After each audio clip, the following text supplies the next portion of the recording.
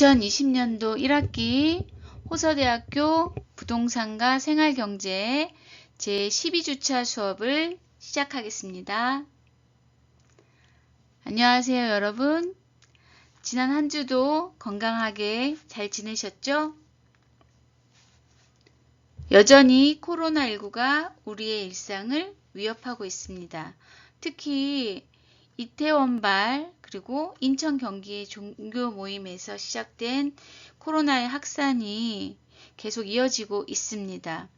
그래서 최근에는 수도권이 가장 위험한 지역이라는 이야기들도 나오고 있네요.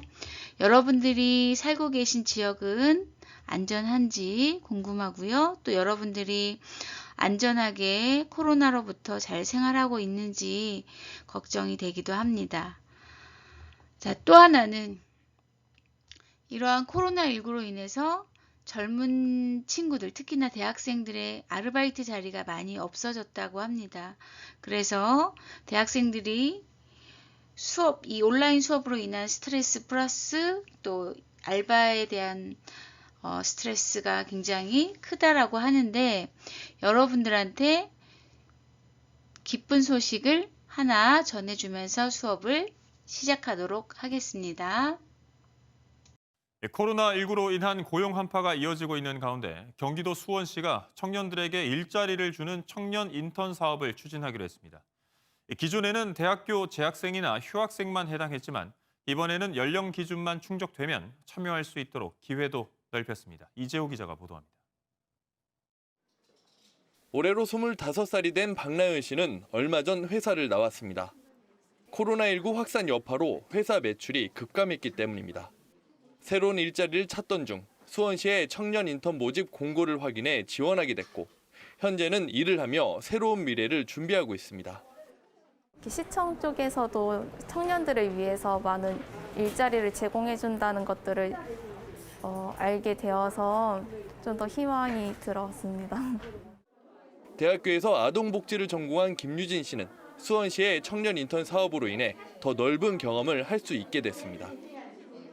실습 때는 아동복지를 했기 때문에 노인복지에 대해서는 많은 경험이 없었는데, 이번에 재난수독에 인해서 이제 노인복지에 대해서 좀 더 자세하게 많이 느꼈고.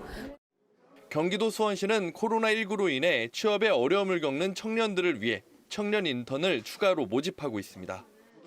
대학생과 휴학생들만 해당했던 지원 자격을 넓혀 연령 기준만 충족하면 참여할 수 있게 했습니다. 1차로 4월 달에 150명, 5월 달에 150명 이렇게 추진하는데, 주로 배치되는 곳은 재난기본소득 지원 업무, 특히 또 약국 마스크 판매 지원 업무. 수원시는 또 예정된 산하기관 통합 채용도 미루지 않고 일정대로 진행해 청년 일자리 마련에 힘쓴다는 계획입니다. MBN 뉴스 이조입니다. 네, 앞에 보신 영상은 수원시가 코로나19에 대비해서 청년 인턴 사업을 실시한다라는 뉴스인데요. 이제 지나간 거예요. 자, 그러면 우리에게는 이제 4주 후에 여름방학이 시작됩니다. 여름방학 때 여러분들이 아마 아르바이트를 많이 구하실 텐데요. 그와 관련된 따끈따끈한 뉴스를 알려드리도록 하겠습니다. 코로나19로 취업이나 아르바이트 자리 구하기가 굉장히 힘들 거예요. 그래서 이제 이러한 청년들을 위해서 지방자치단체에서 대학생들을 위한 코로나 단기 알바를 전년도보다 많이 늘려서 뽑는다라는 계획들을 계속해서 발표하고 있습니다. 원래 이제 4월 달부터 경기 지역에서는 31개 시군에서 코로나19 극복 청년 일자리 사업이라는 것을 실시해서 많은 청년들을 채용을 했습니다. 그런데 그때는 이제 대학생뿐만 아니라 청년들까지 포괄적으로 이 사업에 이제 지원을 해서 경쟁이 굉장히 심했었는데, 지금 이제 보시는 제가 네이버에서 검색해서 찾은 뉴스들을 보시면 여러 지자체에서 대학생들한테 여름방학에 아르바이트 자리를 늘려준다라는 거예요. 자, 그래서 양주시, 제천시, 서초구 이 외에도 다른 지자체에서도 계속해서 이러한 대학생 알바 자리 확대에 대한 정책들을 발표하고 있습니다. 자, 그래서 여러분이 살고 계시는 지역의 지방자치단체 홈페이지에 들어가시면 이러한 일자리 공고가 계속 올라오고 있어요. 그래서 여러분들이 전화로 물어봐서 언제부터 뽑는지 확인해 보시고 이러한 그 좋은 일자리, 구청 공공에서 제공하는 이러한 일자리에서 여름방학 아르바이트를 해보는 것도 괜찮을 것 같아요. 자, 한번 여러분들이 열심히 찾아보면 기회가 열릴 것입니다.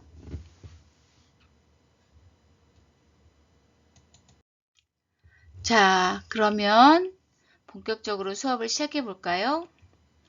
자, 우리가 지난 시간에 상가건물 임대차 보호법하고 주택 임대차 보호법에 대해서 배웠어요. 그리고 이 법을 통해서 사회적, 경제적 약자인 임차인들, 상가 임차인 또 주택 임차인들이 어떻게 보호받을 수 있는지를 공부했습니다.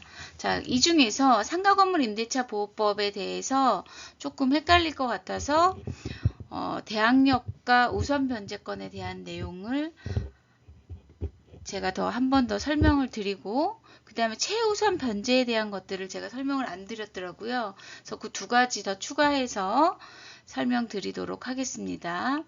자, 지난 시간에 상가건물 임대차 보호법은 민법에 대한 특례를 규정해서 임차인, 상가건물을 빌려서 영업을 하고 있는 임차인을 보호하기 위한 목적으로 제정된 법이라고 했습니다. 그래서 이 상가건물 임대차 보호법의 적용을 받으려면 환산보증금 이내의 보증금 규모에서 임대계약을 하고 몇 가지 요건을 충족을 해야 된다고 말씀드렸어요. 자, 구체화 시켜보면 상가건물 임대차 보호법의 적용을 받으려면 첫 번째, 임차인이 상가의 인도를 받아야 합니다. 자, 계약을 하고 돈을 임대인한테 보증금을 넘기고 상가를 받은 다음에 세무서에 사업자 등록을 신청하게 되면 대항력을 갖추게 되는 것입니다. 자, 그리고 여기에서 세무서에 사업자 등록을 신청하면 이 사람의 대항력은 언제부터 발생하느냐? 등록한 날 다음 날 0시부터 대항력이 생깁니다.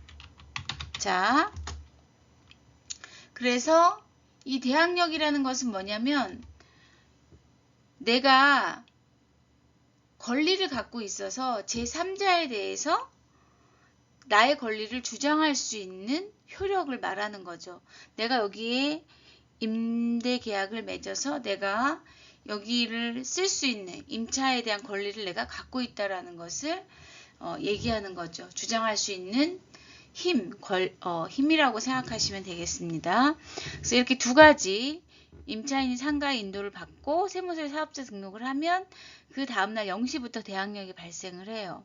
자, 여기에 상가건물 임대차 보호법 제5조 2항에서는 뭐라고 규정을 하냐면 대항요건, 이 두 가지의 대항요건을 갖추고 관할 세무서장으로부터 임대차 계약서상의 확정일자를 받은 임차인은 민사집행법에 따른 경매 또는 국세징수법에 따른 공매 시에 임차 건물이 환가대금에서 후순위 권리자나 그 밖의 채권자보다 우선하여 보증금을 변제받을 권리가 있다라고 이야기를 합니다. 요 상가건물 임대차 보호법 제5조 2항에서 얘기하는 것이 이것이 우선 변제 권리죠. 자, 이것을 우리가 이제 우선 변제권이라고 부르는데, 그러면 우선 변제권을 갖기 위해서는 대항력 플러스 확정일자를 받아야 되는 거예요. 그럼 세 가지 요건이 필요한 거죠. 첫 번째, 임차인이 상가의 인도를 받아야 되고, 두 번째, 사업자 등록 신청을 세무서에 해야 되고, 그리고 세 번째, 뭘 해야 된다? 관할 세무서장으로부터 임대차 계약서상의 확정일자를 반드시 받아야 한다라는 조건을 갖추어야 합니다. 우리 지난 시간에 제가 수업 시간에 말씀드렸는데 주택은 전입신고를 할 때 동사무소나 또는 인터넷 등기소에서 확정일자를 받는다 그랬어요. 그런데 상가의 경우에는 관할 세무서장으로부터 임대차 계약서상의 확정일자를 받아야 한다라고 말씀드렸습니다. 그래서 우선 변제권을 가지려면 대항 요건 플러스 확정일자 요 세 가지 요건을 충족해야 된다라고 이해하시면 되겠습니다. 자, 그리고 상가건물 임대차 보호법의 적용 대상은 누구냐? 이 법의 보호를 받으려면 임대차 계약을 한 상가가 사업자 등록 대상이 되는 건물이어야 되고 또 그 목적물의 주된 부분을 영업용으로 사용을 해야 되겠죠. 그래서 우리가 사업자 등록을 해야 된다고 말씀드렸습니다. 그리고 가장 중요한 것은 상가 건물 임차인 모두가 다 보호받는 것이 아니라 환산보증금이 일정한 금액 이하인 소상공인들만 보호를 받을 수 있다라는 것입니다. 그래서 제일 중요한 것은 환산보증금을 계산을 해서 지역마다 이 법에서 규정하고 있는 환산보증금 이내에 임대차 계약을 한 경우에만 지금 표에 보시는 이러한 요건들을 구제받을 수 있다라는 거죠. 이러한 혜택을 받을 수 있다라는 겁니다. 자, 그러면 환산보증금은 지난 시간에 어떻게 계산하는지 말씀드렸어요. 보증금에다가 월 임대료 곱하기 100배라고 했습니다. 자, 그런데 우리가 임대차 계약을 맺을 때 부가가치세를 임대료에 포함해서 계약을 하는 경우도 있고 계약서상의 부가가치세 10%의 부가세가 별도라고 명시한 경우가 있습니다. 자, 상가 건물의 경우에는 부가세와 관리비 같은 경우에는 실제로 임차인이 월 임대료와 상관없이 별도로 내야 되는 돈이에요. 따라서 이것은 환산보증금을 계산할 때 포함시키면 안 됩니다. 물론 이거에 대한 갑론을박이 있지만 대부분의 법학자들의 주장은 월 임대료에 부가세나 관리비는 제외하는 것이 맞다라는 거예요. 자, 그래서 어떤 사람이 보증금 2천만 원에 월 55만 원의 임대료로 임대차 계약을 했어요. 이 경우에 계약서상에 월 임대료 계약 시 부가세 별도라고 명시된 경우에는 월 임대료는 55만 원이 맞습니다. 그래서 이 경우에 환산보증금은 2천만 원 플러스 55만 원 곱하기 100 해서 7,500만 원이 되는 거고 만약 계약서상에 부가세 포함해서 월 임대료가 55만 원이다 라고 계약을 했다라고 하면 여기에서 55만 원 중에 10%에 해당되는 부가세에 해당되는 5만 원을 빼고 2천만 원 플러스 50만 원 곱하기 100 해서 7천만 원이 환산보증금이 되는 것입니다.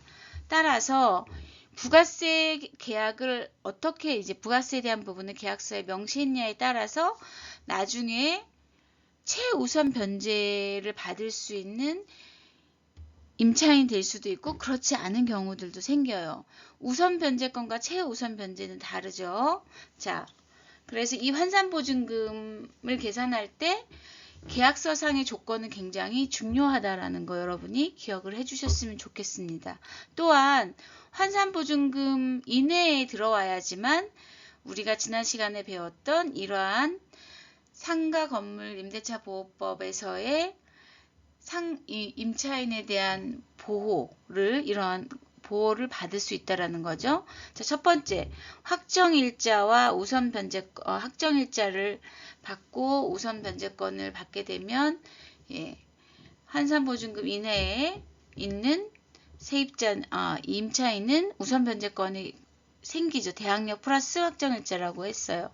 그 다음에 임차권 등기 명령도 할 수 있습니다. 임차권 등기 명령은 뭐예요? 내가 계약이 끝나서 돈을 돌려받아야 되는데 집주인이 또는 건물주인이 돌려주지 않는 경우에 이사를 바로 나가버리면 대항력이 없어진다 그랬죠. 그래서 임차권 등기 명령 제도를 활용해서 요것을 하고 이사를 가면 여전히 대항력을 유지할 수 있다라고 말씀드렸습니다.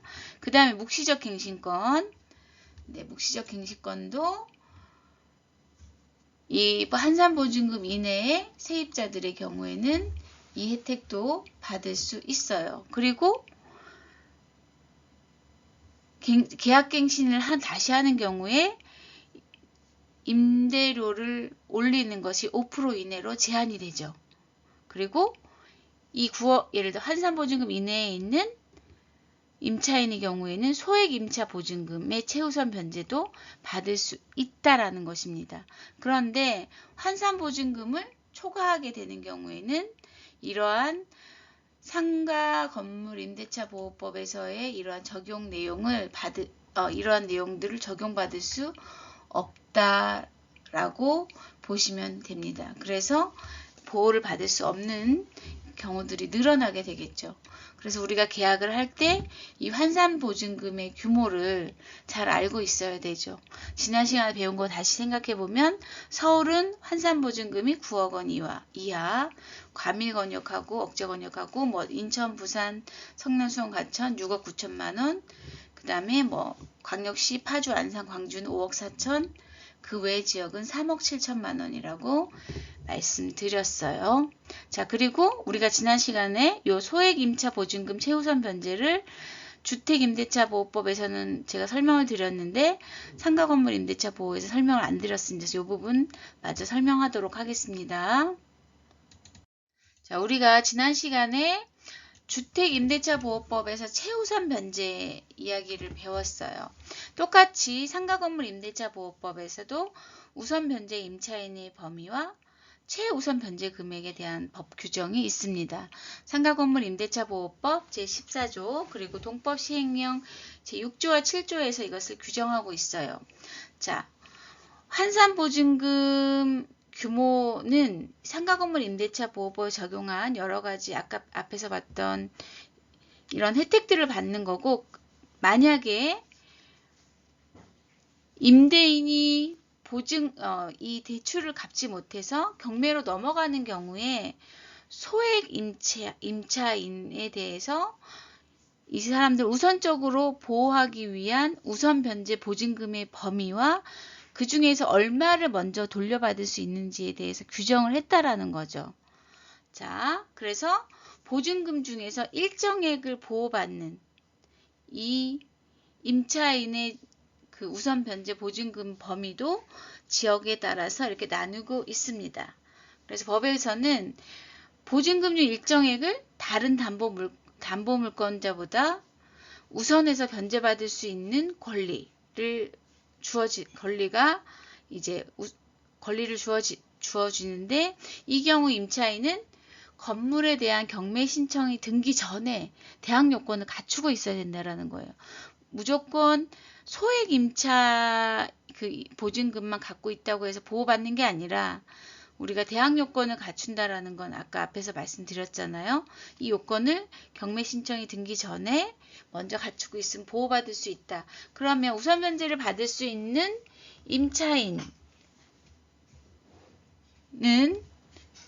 임차인과 또 보증금 중에서 얼마를 먼저 변제받을 수 있느냐를 보시면, 자, 서울특별시 같은 경우에는 우선 변제 보증금이 6,500만 원 미만인 소액의 그 임차인입니다. 그리고 수도권 정비계획법에 따른 가밀억제 권역에서는 5,500만 원, 광역시, 안산시, 용인시, 김포시, 광주시는 3,800만 원, 그 밖의 지역은 3,000만 원이에요. 그러니까 정말 소액의 그 보증금, 한산보증금이 들어가 있는 거죠. 이 중에서 모든 금액을 다 돌려받는 게 아니라 임대 건물 가액의 2분의 1 범위 내에서,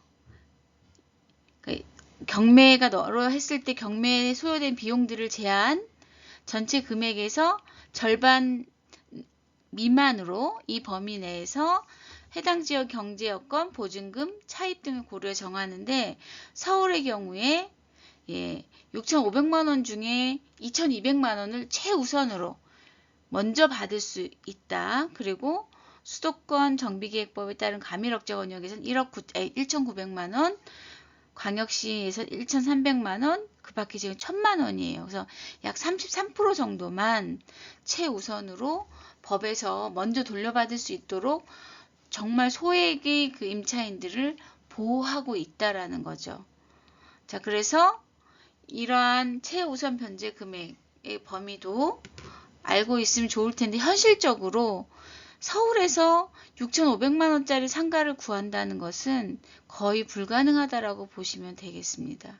그래서 우리는 이것보다는 환산보증금 범위 내에 들어가는 그 상가 계약에 대해서 더 잘 기억을 해 두셨으면 좋겠어요. 자, 여기까지 우리가 지난 시간에 상가건물 임대차 보호법과 주택임대보호법에 대해서 수업을 한 내용입니다. 주택임대차 보호법요. 말이 자꾸 막 꼬이네요.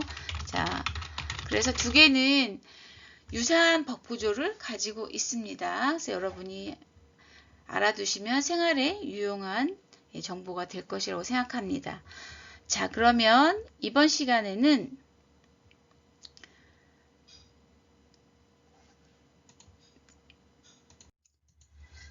이번 시간과 다음 주에는 리츠와 부동산을 중심으로 하는 부동산 금융에 대해서 공부를 해보려고 합니다. 대형 건물을 우리가 투자하기 위해서, 사기 위해서는 엄청나게 많은 돈이 필요하죠. 그렇게 큰 돈이 드는 건물 투자를 커피 한 잔 값에 할 수 있다라고 하면 여러분은 어떻게 하실까요?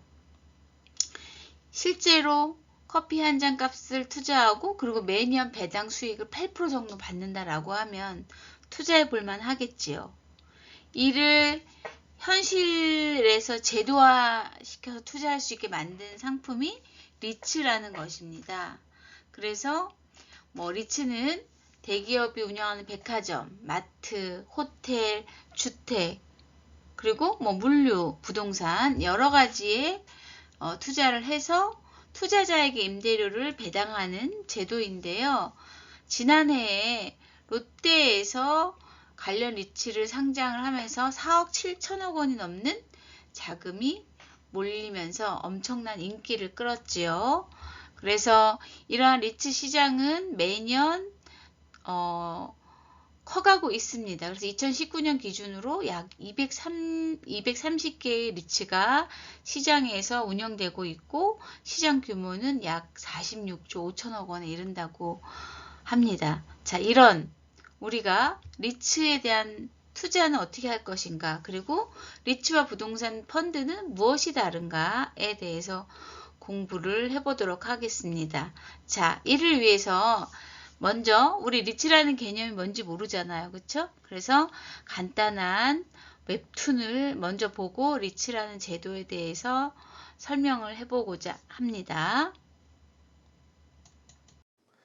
큰 돈이 드는 건물 투자를 커피 한 잔 값에 할 수 있다면 어떨까요? 이걸 현실화한 게 리츠라는 상품인데 대기업의 백화점, 마트 등에 투자해서 임대료를 배당받는 방식입니다.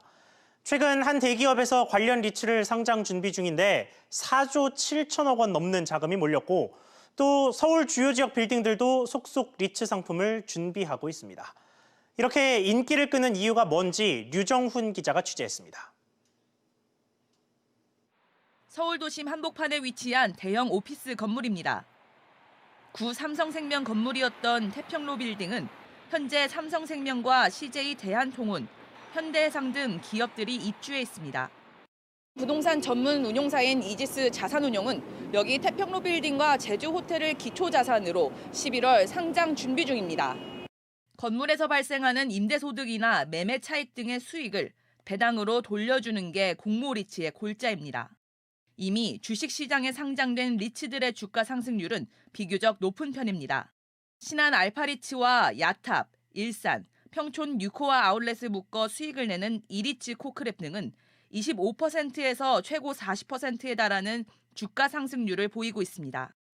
여기에 배당 가능 이익의 90% 이상을 의무적으로 배당해야 하는 점도 공모리츠가 관심을 끄는 이유입니다. 사정이 이렇다 보니 상장을 하는 리츠마다 대규모 청약 수요가 몰리고 있습니다. 지난주 일반 투자자를 대상으로 청약을 접수한 롯데리츠는 4조 7천억 원의 자금이 몰리면서 63.28대 1의 경쟁률을 기록했습니다. 다음 달로 상장이 예정된 이지스 리츠와 삼성물산 서울 서초사옥, 서울 스퀘어를 묶은 NH리츠도 관심이 높습니다. 그러나 안정적인 임대 수익이 뒷받침되지 않을 경우 낭패를 볼 수 있다는 지적도 나옵니다.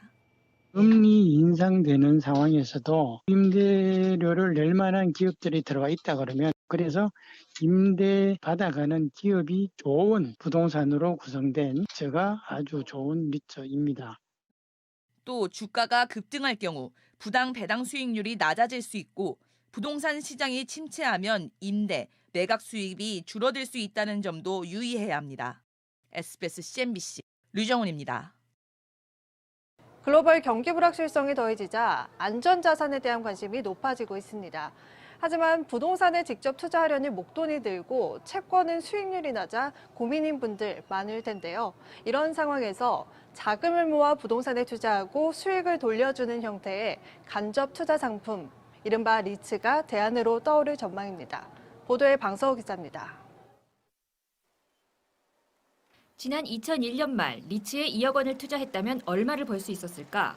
놀랍게도 지난해 말 기준 수익률은 642%로 같은 기간 서울 아파트 투자 수익률인 226%를 훨씬 웃돌았습니다. 리츠가 자산으로 보유한 부동산의 임대료로 배당금을 받고 이후 부동산 가격이 오른 데 따른 시세 차익까지 포함한 성과입니다. 물가가 상승하면 임대료가 상승하잖아요. 인플레이션 해지 기능을 갖고 있어요. 여러 개 부동산에 투자한 리츠가 그런 매각 물건들이 계속 주기로 나오게 되면 그 매각 차익에 대한 그 부분이 바로 그 다음 기 배당에 반영이 돼서 투자자한테 돌아가는 거죠. 이처럼 부동산에 직접 투자하는 것보다 자금 부담이 덜하면서 안정적인 수익률을 올릴 수 있다는 점 때문에 국내 리츠 시장은 지속적으로 성장했습니다. 특히 커피 한 잔 값으로 투자할 수 있는 상장 리츠는 배당금만으로 월 230만 원의 소득이 발생할 수 있어 노후 자금으로도 안성맞춤이라는 분석입니다. 부동산 임대업을 하는 회사가 주식시장에 상장이 돼서 거래되는 거기 때문에 언제든지 매수하고 매도가 가능한 황금성의 장점이 임차인들을 통해서 벌어들일 수 있게 대다수를 배당으로 주주들에게 환원한다. 이렇게 생각하시면 이해가 빠르실 것 같습니다. 일반 주식처럼 리츠 가격이 이제 오르게 되면 시세 차익을 남기고 매도를 할 수 있는 장점이 있다. 다만 개인 투자자들이 쉽게 접근할 수 있는 상장 리츠는 아직 6개에 불과해 선택지가 적다는 한계가 있습니다. 이 때문에 상장에 적용되는 규제를 완화하고 연기금과 퇴직연금의 투자를 늘려 상장 리츠 시장의 규모를 키워야 한다는 목소리가 높습니다. 실제로 상장 리츠 시가총액만 135조 원에 달하는 호주의 경우 퇴직연금 자산의 3%를 상장 리츠에 배분하고 있습니다. 투자자 입장에서도 고려할 점이 적지 않습니다. 상장 리츠는 현금을 유보하거나 보유하지 못하고 순수익의 90% 이상을 배당으로 지급해야 하기 때문에 부동산을 매입할 때 대출이 불가피합니다. 따라서 금리가 오르면 갚아야 할 대출 비용이 늘어나 수익률이 떨어질 수 있는 만큼 부채 비율이 50%를 넘지 않도록 유지하는지 살펴봐야 한다는 게 전문가들의 조언입니다. 한국경제TV 방서우입니다. 자, 그럼 지금부터는 리츠란 무엇인가?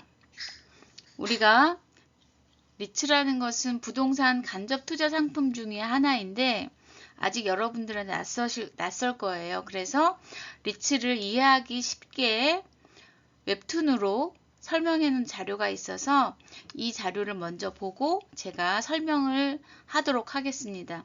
자, 그러면 지금부터 4페이지의 웹툰을 먼저 보겠습니다.